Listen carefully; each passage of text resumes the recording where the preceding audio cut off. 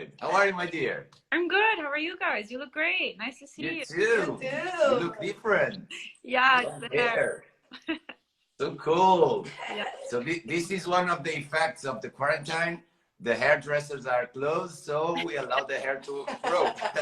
Yeah. Well, it was planned, but okay. Oh, nice. And you have a beautiful hair. Beautiful hair. Thank you. How are you? Are you good? Good. I'm good. Today is like the first not sunny day in Lisbon in a very long time. But you are in Lisbon too.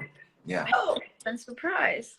Yeah, you already told me, but I didn't remember. But you are passing by vacation or? No, actually, I moved here in January. Oh. Damn, I didn't know. So good. How are the things there? Things are fine, as normal can be at the moment, I guess. Yeah, things are good. And you are alone? No, actually, I moved here so I could move in with my boyfriend. Oh, nice. The big push to come to Lisbon, yeah. So your Portuguese is like native Portuguese. Well, you guys know me. I understand everything, but you probably won't hear me speaking for a while. Okay, just at home. But here nobody's listening to us, and nobody will listen more. So, se quiseres falamos em português, não há problema. Okay, so just to remind those that are here watching, please, you have the little plane down there. Press the plane and bring some more people to the conversation. For sure, you will love this conversation with Madison. She have a lot of things. She have a beautiful story, a lot of things that we also don't know. So we can't wait to have this talk. To remind you what we are doing here, we decided to create this project where we bring the most, or we want to bring all of them that made the teachers training with us, in order that we can know more about them. They can share their path, their experience, what are they doing now since the time that we met them.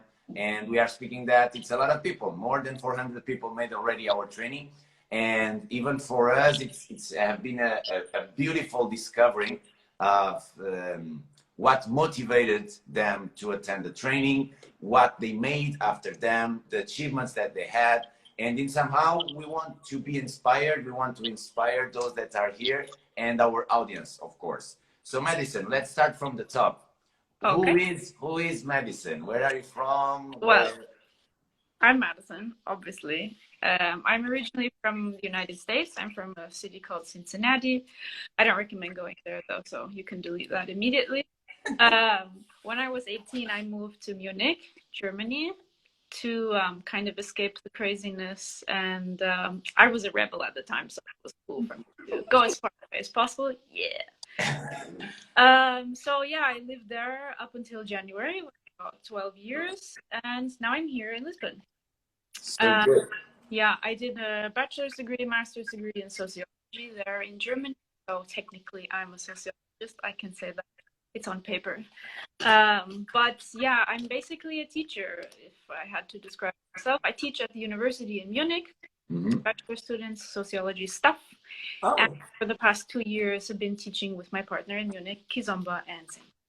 Beautiful. So you moved to Munich at the age of 18. Yes. And you went there completely alone, or completely alone? And you didn't know nobody in Munich. You decided to move there. But you went like in that Erasmus program or something like that to study? No, actually, I graduated. Well, in high school, I was part of like an exchange group. So I had been to Germany before with that exchange group. But when I turned 18, I was too old for the group. And I decided, well, what if I just go there and don't come home? So that's what I did. One-way ticket. And you look like German also, with the blonde hair. You know, a lot of people say that, but mostly Germans aren't this light, let's say. No. Yeah, I mean, you know, Simon, he's not blonde.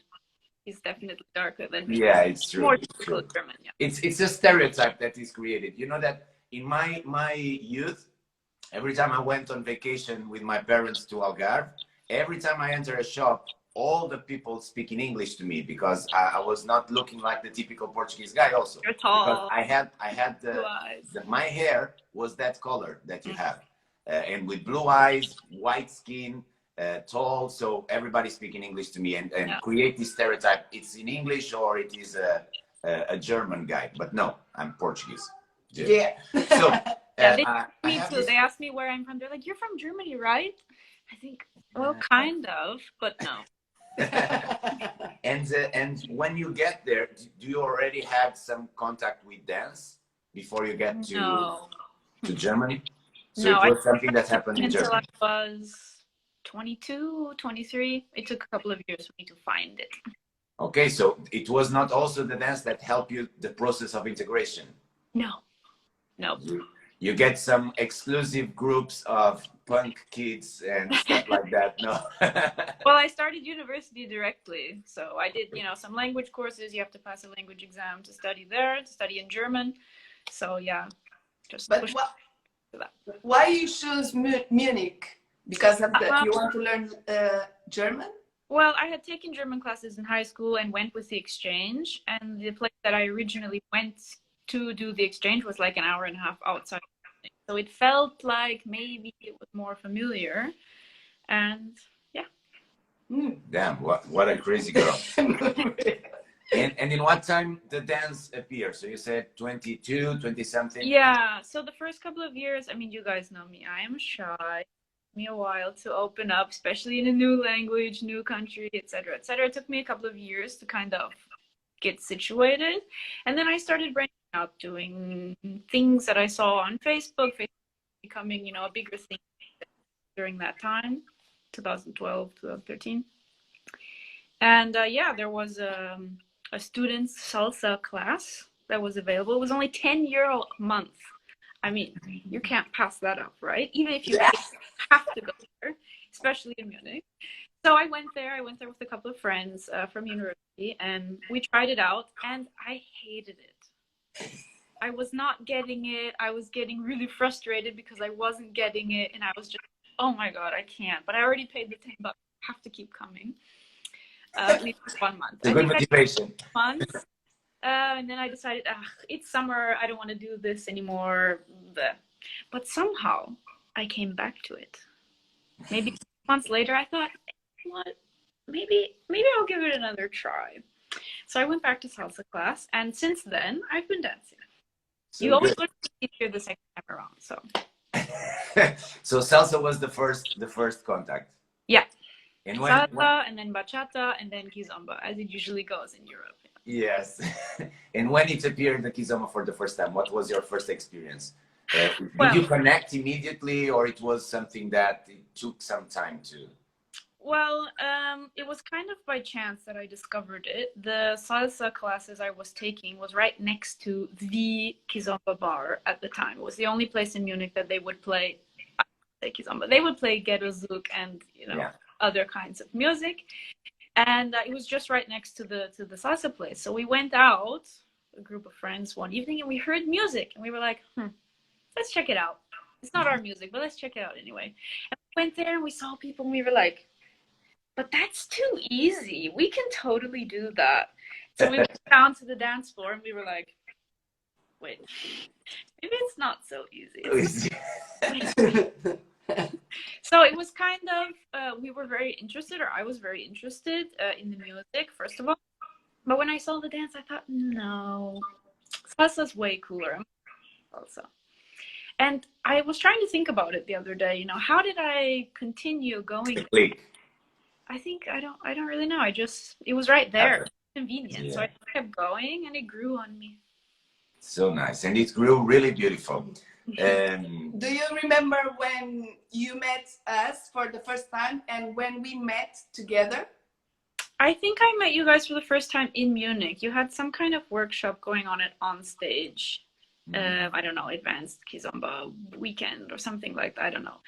And I think that was the first time I met you guys. But the first time that I really remember, really learning something was when I came to Porto the first time for the Semba Kizomba weekend. Yeah, the intensive. Yeah, that was really amazing experience. I was like, wow, these guys so much. I improved my dance so much in that weekend, and that's really what pushed me to do the first teacher training. Teacher's training, nice. And it's interesting that you say that, because you improved a lot personally as a human being that expressed easily, because when when we met you for the first time, you were like inside of a shell completely. And now it's beautiful to see your energy, your color, the changing. And because you have an amazing capacity of communication, you are very fluent in your speech, and your English is like amazingly good. Well, I hope so, right? I mean, it's supposed to be. Yeah, but you have that. But it was, you were one of our challenge of to try to read your emotions in order. Is she enjoying? Is she not enjoying? So it was difficult to understand. You have one of that poker faces. Yeah. That with the time. Carefully crafted poker face. Yeah. So it's interesting to know now that you enjoyed it so much, and you felt a big difference in your dancing. So yeah. Thank you for really the relief. So good. So you made that decision to come back again to the teachers training, and we are speaking about, it was the 11th edition for us, and it was in December 2017. Mm-hmm. And what was the trigger that made you take this investment? Because it's an investment. You, as a student, I remember at that time, it was a big investment for you of money, because you need to travel, you need to stay here, you need to do the investment on the training, and you were like collecting your euros to be able to do it. Yes. What made you took this decision? Well, really, it was the experience I had at that intensive weekend. I mean, I never had someone show me in detail so much what I personally can work on in my dance. So I wasn't really, at that time, I wasn't really had taken the step even in my mind to be a teacher. But I knew that if I wanted to improve my dance, I needed to go to you guys. I needed that information and that technicality, you know, the way you tell us how to do things and why to do things. That was something that I couldn't really get anywhere else. So I knew that if I wanted more, I had to come. So good, so good. Did you felt after doing the level 1? Did you felt changes in your personality and your profession, in your way of teaching? Did you felt, and what kind? Not teaching, but in the kizomba thing, did you felt, and what kind of difference did you felt? Well, the biggest difference was a big boost in confidence. My shy self, you know, never wanting to be in the spotlight. By the way, this live is like, wow. Yeah. We are just here, the three of us. Don't worry. Yeah. I see all those people commenting. They're not there. No, really. Okay. Thanks for being here. The biggest thing that changed really was my confidence. Aside from, you know, my posture and my following, my confidence was really boosted with that first training. I really started to think, maybe I could be a teacher. You know, if I learn some more, if I improve myself more, maybe I could actually share this information with someone else. With the tools that you gave us, with the syllabus, I felt, you know, almost safe enough to take that step. And that was that experience, because during the training, each one of you need to teach a 5-minute lesson. And it was your first teaching of kizomba. Yeah. How was it? That was very scary. Thank you guys for pushing me to do that, because otherwise I would have never. You know, it's really funny because now I'm most confident in class. So good to hear that. Nice. Ricardo Kayaya is saying, I'm here. Like, hello. Hello, Kayaya. How are you? So this was one of the things that I have in memory, was this transformation that you had regarding confidence from each level that we get together, and each time that we see each other. And then I see some of your work teaching, and it was beautiful to see that. But I remember that there was something that you also had like afraid, not only the confidence, but the part that you need to charge people to attend lessons with you. So the financial part, you had there some struggles. Do you want to talk about that? Okay. In general, I don't like the money stuff. I always feel bad charging people money, even though I know, I have my worth, and it's important to if you're offering a service, it's important that you're properly compensated for that service. But for me, it's like the uncomfortable part. I don't like that part. And so that's where my beautiful partner, Simon, comes in, and he deals with all the money stuff. Yeah, that's important when you define roles and tasks in a partnership. That's why the partnership exists. But you need, when I say you, it's not you, it's we need to be able to clean here in order that the things can move better. And the money, it's something that every single day I'm trying to learn how to deal with the money issue, because it's a social thing. You are educated to think that money is a dirty thing that creates you a lot of trouble, and it brings problems with your family, with your friends, with your business, and blah blah blah blah. And we need to change that mentality, and otherwise it will keep being a problem. And money is not a problem. The lack of money is a problem, because we live in a world that we need money. And if we change the perspective regarding that, everything starts being more clear. Because if you dedicate professionally to something and you need to live in a society, you need to have money. So you need to be compensated to the service that you give.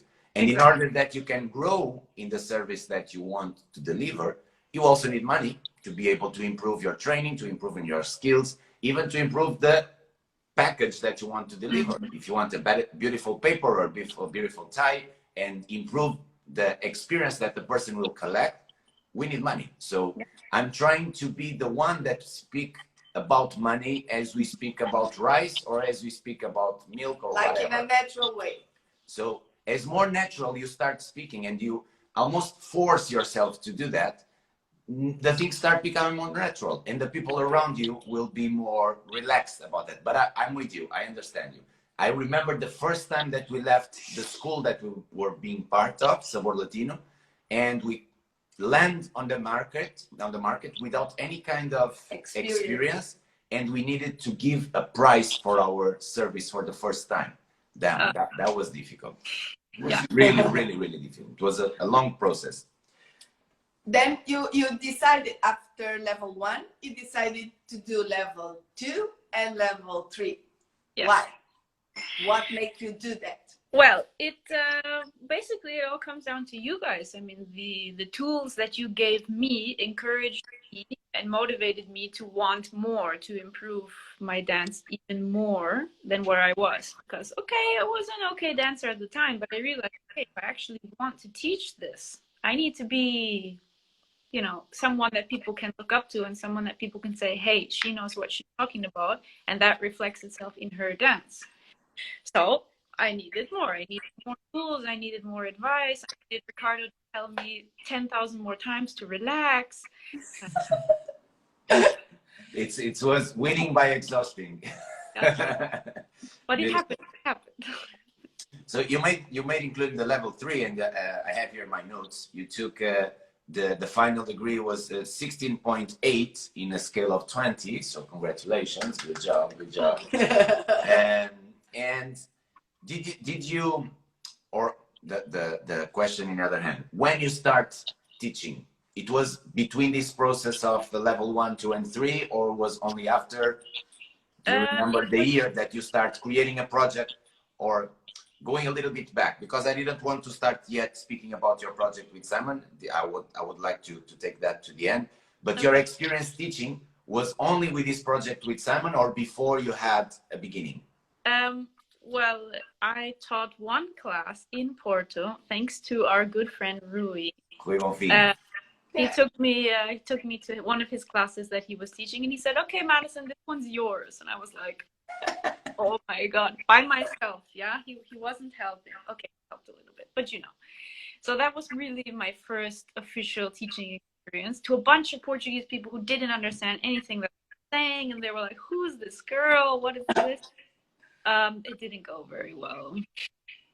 But it was a learning. It was definitely a learning experience. I did learn a lot from that. Rui also learned a lot from that class, so it was good. But that was the first experience I had teacher on the dance floor before partnering up with Simon.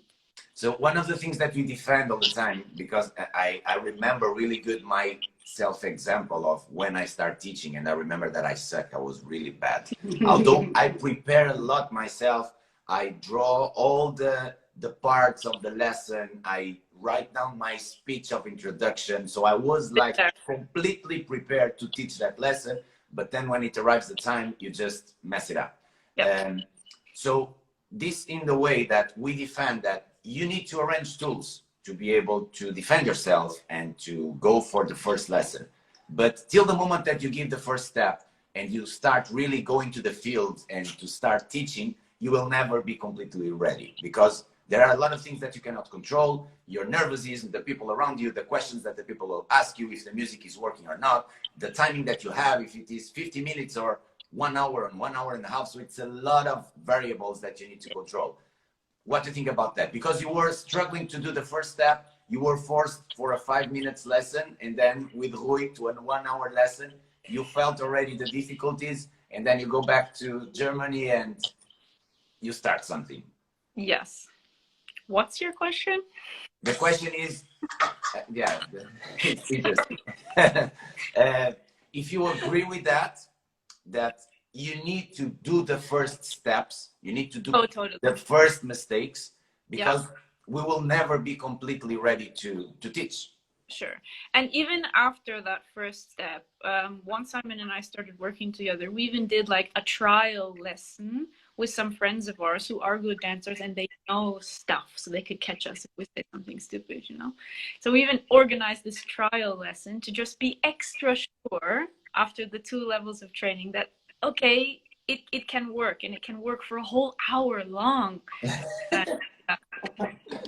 So we could also see for ourselves, I mean, not just get our friends' feedback, but see for ourselves, what is it really like to stand there for an hour and talk about stuff and move and show people in the mirror, you know? It's a completely new thing that you've never done before, so you have to figure out how it works. Exactly. Who was the first to do the invitation, you or Simon? The invitation to work together? Yes. We actually wanted to ask each other. We had known each other from the dance floor, but we weren't friends. I don't think we ever had a real conversation before, but we knew that the other was working on similar things, and I knew that Simon also wanted to work with you guys. So we both had it in our minds to ask each other. And it was actually at Tafish 2018, I guess. Right after that, we sat down, had dinner, and decided to work together. Because it was that time that you made the level 2. Yeah. Level 2 was... And Simon had decided that he wanted to do level 1 and level 2 in the summer. It was 2 and 3, in fact, because you made it in March. Oh, no. The 3 was in 2019. It was 1 year after. But did you use the syllabus that you learned with us? Did you create changes? How is the process of using that? So we started our first group in September 2018. After Simon had completed level 3 with me, we completed that together. That was very important for us to complete that before. Oh no, he did 2 levels and then we started working. Yeah. It was very important for us to both have that foundation and both have that knowledge before we went out into the world and started teaching. So we started in September, and we went about 4 or 5 months with the syllabus until we realized that we needed to make some changes for the Germans. Yeah. All the Germans watching, I love you, but and there is always a but. There's always a but. Culturally, there's just not a lot of physical contact. There's not a lot of interaction with music, especially foreign music. So we needed to really work on feeling and understanding music, understanding the partner space, understanding our own bodies before we could really move forward with more technical details, like working on saidas and doing more technically difficult leading and following. So we took a step back. We started a new group at that time, and we tried to go a little slower and integrate more, starting with body movement a little bit earlier than you guys prescribed in the syllabus, just to try to get a little bit more out of our students, let's say. Because anybody can do steps, but if you don't do the steps with a certain amount of feeling, your partner is not going to be able to understand what you want. And that was really lacking for our students. Beautiful. Your first group, the first one that you try with our complete syllabus were how many? I think we had about 12. And then the second? The second, I don't really remember, but it was smaller. Our groups getting smaller, maybe 6 or 8 students. And then at one time we had over 20 students, and we were like, whoa, where did all these people come from? This is a totally different challenge, you know, from working with 3 couples to working with 12 couples. You're like, okay. And right now, Simon is teaching on his own in Munich, and I'm not really sure how big his group is. I think it's around 10 or 12, but he can tell you on Wednesday. Yes, Wednesday we will be with him. I wanted to ask something. Oh, yeah, it is not to ask, it's just to share that this is one of the things that we learn in the transition from the first teacher's training to the second, that we have a program that works good in our reality. But each country and each city will have, even inside of Portugal, we have completely different realities. And this was something that we were not prepared to share. And even for us as trainers, we learn a lot with each teacher's training that we do, because we receive people from different parts of the world. Australia, New Zealand, Russia, China. Even in China, we had a Chinese guy that attended training that he didn't understand a word from English. So being able to communicate with him, it was damn. He was with the translator. So recording our voice and listening to the translation, I can imagine That's the translation. crazy. So this to tell that it's very important that you adapt to your reality. Anything that we learn, even now we are doing trainings in digital marketing. Mm-hmm. Of course, this training, the specific training is directed to internet product launch, and have like a formula to follow. And we already immediately understood that although it's internet, although it's something more global, we need also to adapt to our reality, because it's a specific niche. And even in Portugal, and even in our school, each group of students will be different.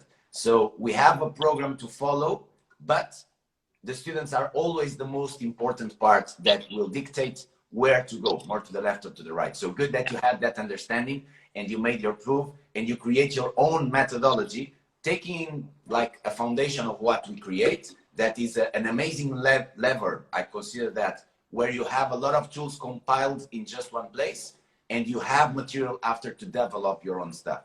So good that you realized that, and you understood that German people needed a different approach. But so now let's go a little bit to the Makamba Mumushima. I'm saying Makamba Mumushima. Mukizomba. There we go. Mukizomba. So what does it mean, first of all? I think I know. Here's the moment. When Simon and I started working together, we knew that we wanted to have more than just Madison and Simon. We wanted to have also a brand, something that people could kind of latch on to. And we definitely wanted it to kind of encompass what kizomba is, not just to us, but in the broader community. So it needed to be something either in Portuguese or Kimbundu. In this case, we chose Kimbundu, closer to the Angolan roots of kizomba and samba. And it needed to be something that spoke to the community, or to, being together and having friends. So we decided to name it Kizomba Friends, which in Kimbundu is Makamba, friends, Mu Kizomba, friends of Kizomba, let's say. Beautiful. It took us a while actually to find people who could confirm that this was a proper translation. Even with all the people that we know here in Lisbon, in Portugal, it was difficult to find some people from the older generation who actually do still speak Kimbundu, not just Portuguese. Some words. So, a while, but yeah, we got there. Beautiful. It's a beautiful name and a beautiful concept. But talk to us a little bit more about the project. Well, our goal at the beginning, both of our goals, was we want to have good dancers in Munich, so that we can dance with good dancers in Munich. Okay, it was realistic at the beginning, I will admit. But yeah, we saw that Munich was sort of developing into the urban kids area, this, let's call it fusion area. And we were a bit sad because that's not our thing. And, you know, we wanted fellow kizomba, semba dancers to dance with. And we thought, well, if nobody else is here to build that community, I guess we have to do it. So we started, after our training, we started doing some workshops with the organizers that already existed in Munich. So kind of shared their platform, even though it was, you know, mixed urban kizomba platform, to kind of get started. And then we started working with the dance school, where we still work, or Simon at the moment still works. And actually we were invited to also teach in Austria a couple of workshops in another city, in Linz. That was really nice. A really, really good experience to work with a different community with a totally different dance background than in Munich. It's only 3 hours away, but you wouldn't imagine the differences. Yeah, we started also doing some of our own workshops, organizing our own things independently from the dance school, independently from organizers. That also went well. So we basically tried all the stuff. And once Corona hit, we had to change to online classes, which was cool for me because I was already in Lisbon and missing my group, you know. But then, like, hey, I'm back online. But it's different. Yes, it is. Online classes are a lot different. You don't have the same interaction, the same connection with the students, but it was still cool to be part of that. And now I'm basically relying on Simon for the time being while I'm here to work with our community in Munich. But I know he's doing a good job with it. Yeah, the online lessons are an amazing complement. Even out of this COVID moment, we realized that online lessons can really become a great complement to face-to-face lessons, because the students get more patience when they are at home to working technical stuff and working exercises that usually on the studio, they don't have that patience. So the ones that want to improve, really, the online lessons will, I think they will start being an amazing complement even after all this pandemic moment. Oh yeah, I definitely don't see it going away as a dance class. No, for sure. We'll stick around. Yeah, you and Simon, you are in different countries. How you manage your projects? Yes, you have the online thing, but you don't want just online. I think you want something bigger. But how you manage that? Well, the first thing I did since I moved here, I actually went back to Munich in March to lead the ladies Ginga flash mob for Munich anyway, since if I didn't do that, they wouldn't have had the opportunity. So with projects like these, we can still kind of, you know, I can move back and forth. But for the weekly classes, Simon is kind of on his own for right now. Okay. But you plan to teach there in Lisbon? No. Why? There are so many amazing teachers here in Lisbon. I don't need to join the ranks. I want to learn from them. I knew I would get this reaction. I knew. Okay. Dance, yes. Teaching in Lisbon, no. There are so many good teachers here. Yeah, but you have so many people there also. True. And you have so many students from other countries that don't speak good Portuguese, and they would love to have a project with somebody that understands what it is to be in a foreigner country and have something to aggregate them and to create a easiness of integration. Maybe you have an idea here. I mean, it sounds nice, but you know, when you go into the planning and the organizing of a big project like that, I mean, it doesn't need to start as a big project. For example, I give you this example. We have at this moment one of our schools is closed because we have a school in Porto downtown, and since we closed in the quarantine time, we didn't open it yet. And honestly, we don't know if we had the opportunity to open again. It's complicated. But this, although we are like 5 minutes distance, one school to the other, and we just have a small river and a bridge separating Gaia from Porto, the two schools have two completely different audience. and two completely different interests. So the things that work in Gaia doesn't work in Porto. The things that work in Porto doesn't work in Gaia. What is amazing, because we can work in different directions. For example, solo dances work much better in Porto than in Gaia. And the couple dances work much better in Gaia than in Porto. So things that happen. But we were able to create a partnership with the Association of Erasmus. And we have, and Erasmus students, they are not like, they will not stay with you for a long time because they come to study for a period. So once in each 3 or 6 months, we create like a free workshop for this group. And we fill the studio with 100 students from, more than 100 students from the Erasmus group.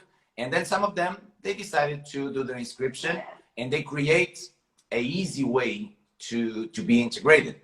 So an idea for you, you can try to find what are the associations that have connection with these students, and you can create a partnership with a school, a dance studio, for example, to have a specific hour of the week with the group that you will work that, or even the association, sometimes they have facilities that allow you to have a place where to teach the lesson. It's an idea. So it's something that in somehow you can be helping the community of dance in Lisbon, because you will get people that in other way, maybe they would not know dance. And also you are helping people that are in a foreigner country. And this can be a way of integration with the community of Portuguese dancers. So maybe. Look at you guys, you're so excited already. This, of course, if you want to keep going with that experience. What professionally, what are you doing now? I still work for the university back in Munich. I'm still part of that project that I was working on before, just working remotely. So.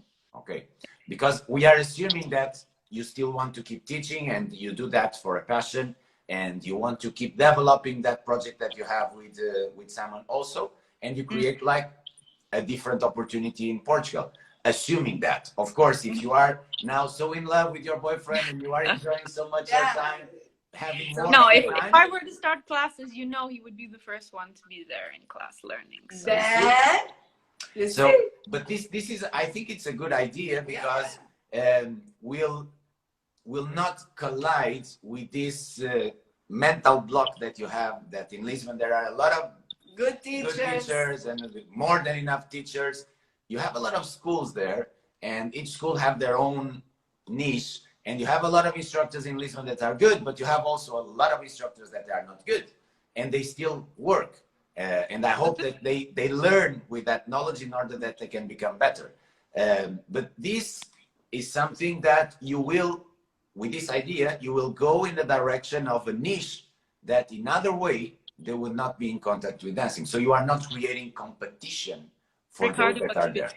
Kayaya agrees. And even more, that students, maybe if he's a Portuguese person teaching, maybe they don't feel the confidence. But if he's somebody also out of Portugal, maybe they will feel more confidence and they will go. What Ricardo is saying? I'm very far from Lisbon. Okay. So you're gonna help. You're gonna have the help. So you see? Well, I still have one project. Sorry, go ahead. Just to ask you, is this something that might interest you? It's definitely interesting, but I'm gonna need several big pushes if I'm gonna go in that direction. You guys know. Kayaya, ajuda, ajuda. You know that sentence that I'm using almost in each talk that we are having here, that when we want something, we find a way. When we don't want something, we find an excuse.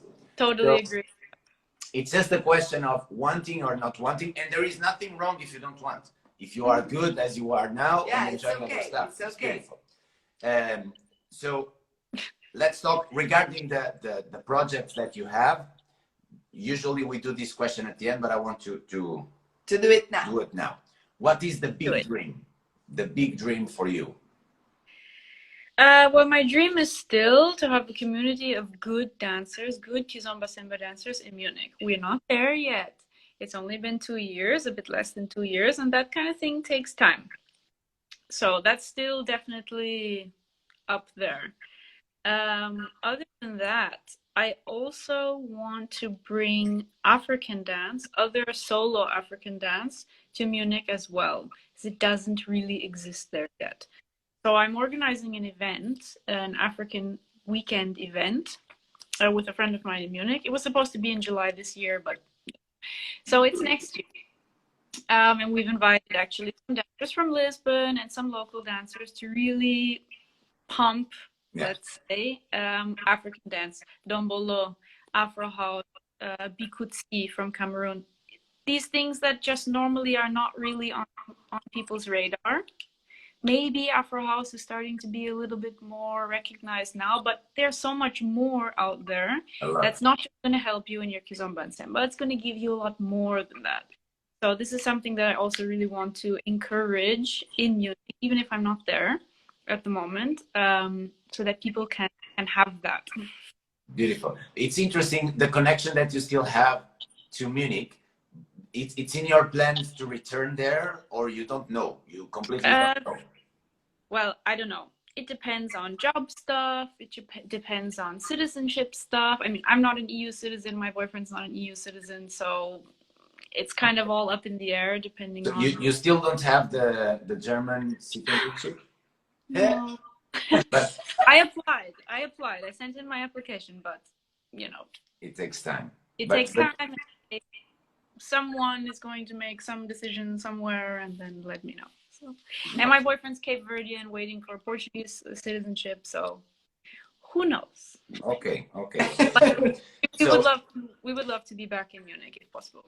Nice. But the big dream, what you are saying is something very subjective. Do you have a big dream that is more specific, touchable, let's say? At the moment, no.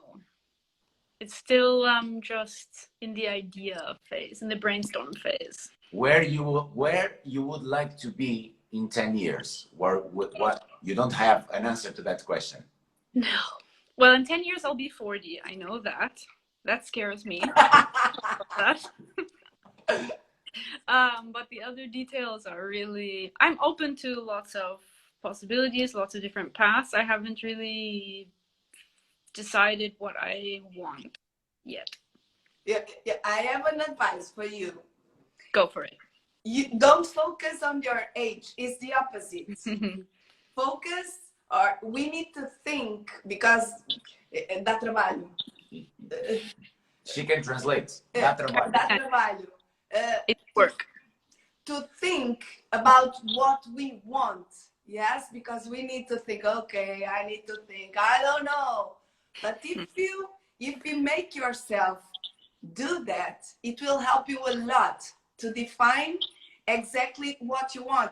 And step by step, you don't need to define exactly now what you need, but you are going to write and you are going to think, to make it on your mind. And then you don't have time to think about your age. It's true. It's true. And when the age comes, you will manage for sure. And the goals can change. But yes. I consider, and by this experience and studying and talking with a lot of people like you, and people with different backgrounds and with different actual realities, I figured out, and I learned this very young with my father, and my father is my biggest example in this way. If you don't have goals, you will be like a boat on the sea without wind and without engine, and you will just be there one side and another without a direction to go. And even if you have a goal, a dream, a direction to go structured and with colors and with smells and with emotions, you have a direction. But in the way, you can find other things and you can change your directions. But if every time you change your direction, change because you want to go in a certain destiny, not because just the wind changed the direction and you go with the wind like very hippie, yeah, peace and love. I don't know. Sometimes it's painful, this process of trying to discover ourselves, because at the end, this is what we are trying to do since we're born, and we will keep trying to do till the moment that we die, is to try to know ourselves and to find and to know where to go. But for example, with that goal that you have to have a better dance community in Munich, you can have a lot of different specific objectives. So you gave one already, that is this event to bring solo dances and to help the community to know more of this. So this can be a goal that you can create a year event regarding that. And the first event, you want to have 20 people. And you need to define what to do to get 20 people. And like this, you create the ladder, you know? So this is all about this metaphor of the ladder in order that you can go step by step. So you have this objective at the 6th of July of 2021, I will do this event and I want to have 20 people in order that at least I can cover my costs. Okay, and this can be your first goal. And that way I can collect good video material and good advertised material in order that I can promote it and do it the next edition. And instead of 20, I can have 40. And like this, I can collect a little bit more money in order that I can invest a little bit more in a venue, in a publicity, in a whatever, in an artist, the lineup of the artist, so you can create a process of growing. So this might be an example of how to define goals. And we are not speaking about nothing very complicated. And you can define, like, in 10 years, I want to have as the best world music or world dance event in Munich that will be recognized by any person that go on the street and say, this event from Mukamba Mu Kizomba was organized since I don't know when, and now it moves a lot of people here, and it's influencing and having an impact on people's lives so positively that people that don't have connection to dance and to culture change completely their life because of this. So this is a beautiful goal. And you can start small, but having already a perspective of the future, because like this, you create the motivation and the will to go forward. And you are a person from the field that I know you that are very moved by the impact that creates in the community and in the audience and in the people. So create goals connected to that, but objective goals, not, I want people dancing better. What is better? Maybe better for you is not better for Simon. The levels of better are different. So something more, and that way you can do the backward process. And just another thing, because of the age, I know lots of people block themselves because of that. Yeah, I will say my age, okay? But I don't think, because somebody told me once, when I was, when I was 30, somebody told me, I never say my age, because if you say your age, people start looking to you with that age. And I stopped saying my age because of that, yeah? But now I'm passing another stage. I'm proud of my age, yes, because I don't block myself. I don't think about that. If I'm thinking about that, I'm almost 50. I will block myself. I will not do exercise. I will not take care of myself, of the food. Yes. And it's the opposite. The impact that she can create on women from her age to see that it's possible. Yeah. I'm some months of doing 50. Yes. Then if you look, you're okay. Oh my gosh. But then if I think, oh my gosh, and I'm fighting with that because 50 is like, oh my gosh. But I'm fighting with that to not think about that and to think about, I need to keep doing my stuff. Even the lifts, yes, I have Katarina and Bruno doing the lifts. What I'm doing even more. I don't think, oh, I cannot do that because I'm too old. She's now practicing the handstand, and at the age of 49, she started doing handstands with the. It's a long journey, Paula. It's a long journey. You need to do it. I don't think that I'm going to do a flick flack. I don't know, the mortal thing, but I'm working on something that I know that is good for me, for here, for my body, and for me, for feeling good. Yes, I don't block myself. And believe me, now I'm fighting with that because it's that stage that, oh my gosh. But then don't. Paula, in 10 years, I'm going to call you. When I turn 40, I'm going to call you. And I want you to have this conversation with me again, okay? Of course, whenever you want. Beautiful. Whenever you For go now, it's okay. 30 is okay. Yeah. In 10 years, I might call you. But don't block yourself thinking about, oh my gosh, I will be 40. Don't lose time. And with that. even nowadays, it's completely different. The age in comparison with 20 or 30 years ago, because 50 years nowadays, it's completely. You look to Paula, and you have a lot of people that have this condition, because the people are more open to the healthy way of eating, the healthy ways of living, with exercise, with a lot of things. So this change also, of course, you have good genes also, that helps, but it's here mainly. It's not easy. It's not easy, but you need to work on that. You see my father, and he's, of course, he's 60, 60 something, and you look to him and you look like a kid, because he have the body like pop it up. He goes to the gym almost every day. Your dad has like unlimited amounts of energy. I'm not really sure where he gets it from, but it's like... But it's here. It's here. And you know that what is his secret? He shared already several times. It's to don't live daily with people from his age. He's all the time surrounded with people younger than him, that allow him to keep this energy of a younger person. You see? You see? That's He's why, joined live.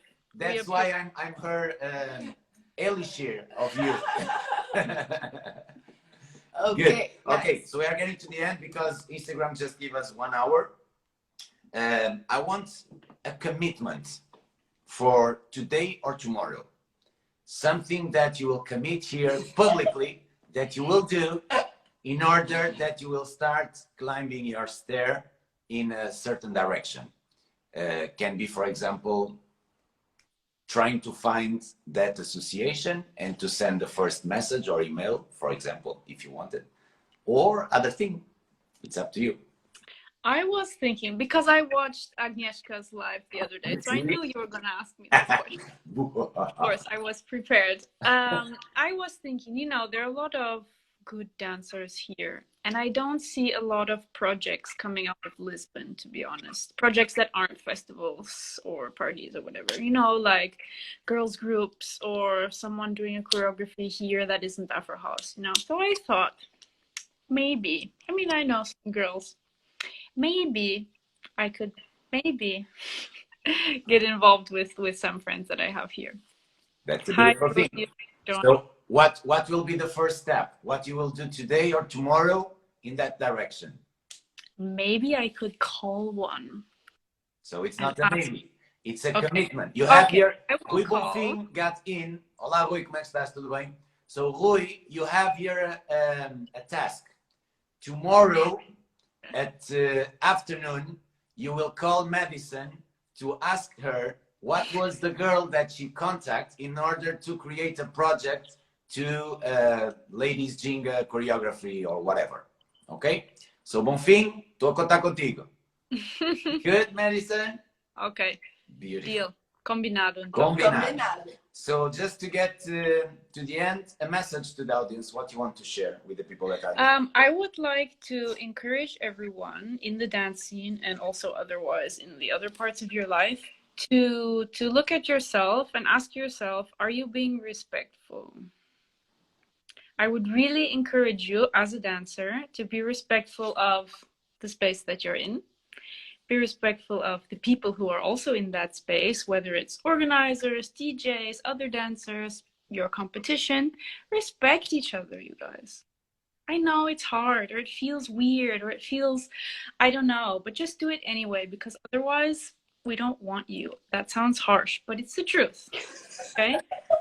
Guys, please respect each other on the dance floor, also off of the dance floor, and please remember that for us Europeans, this is not our culture, okay? So be respectful also in your use of someone else's culture, someone else's music, and someone else's ideas, please. And give credit where credit is due, okay? I give credit to Ricardo and Paula. They have given me so many tools for me to be who I am as a dancer, who I am as a teacher. So thank you guys. Thank you very much. Thank you. What a beautiful message. Thank you so much. Thank you, Madison. It was really great to know you a little bit more. Thank you for those that took your time also to be here with us. Neva, she's here all the time, sending you kisses and lots of love. Here we have also Daniel, Kayaya, that is present here, Jens and Nina. So thank you very much, all the people that were here. Thank you. And can't wait to have news about your projects. I'll be waiting. We're gonna be waiting. Bonfim, depois mandas uma mensagem a dizer qual foi a resposta, ok? And can't wait to see you live again.